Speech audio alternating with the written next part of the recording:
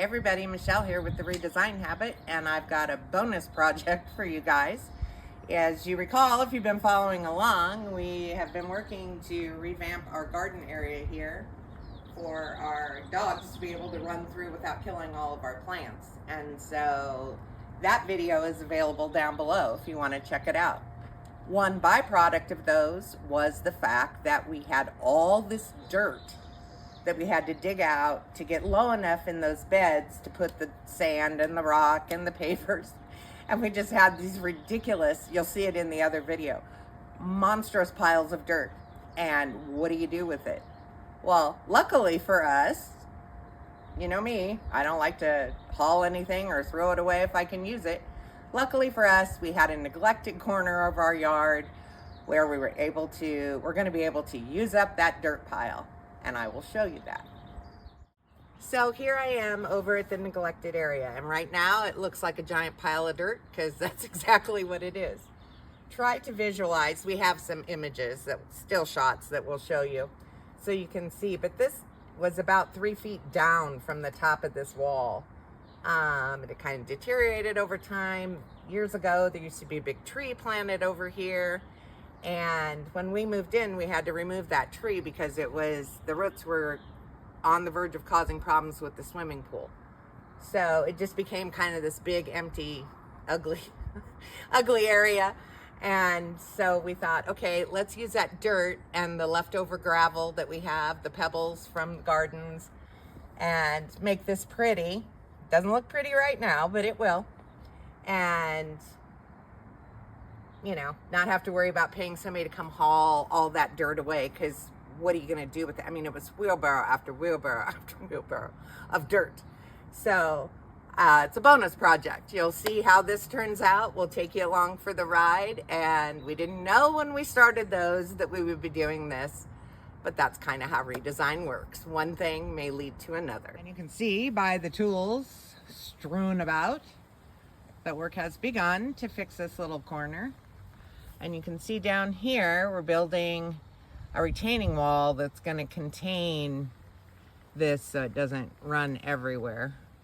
Because this little area over here, which also looks neglected, but that's just because it's full of a bunch of junk right now, that needs to stay empty for a good spot to clean the pool filters and stuff like that. So that's going to remain and just have bark. And then this will be built up here with dirt, sand, gravel, and slowly slope down to the retaining wall. So that's the update on the corner. Hey everybody, Michelle here with the finale of this extra bonus project that we got to do after working on the gardens in our yard. I told you at the beginning of this, we had so much dirt that we had to dig out of those gardens to make room for the gravel, sand, and pavers. We didn't know what to do with it.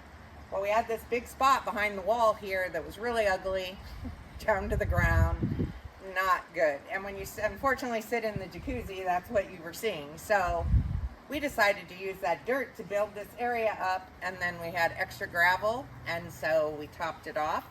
So if you come up here, you can see we've replenished the bark behind the jacuzzi. We built all this up, all this dirt that's under here. This was like 3 feet lower. Filled this up. We were able to top it with the gravel, put in the umbrella, couple little plants, couple little lights.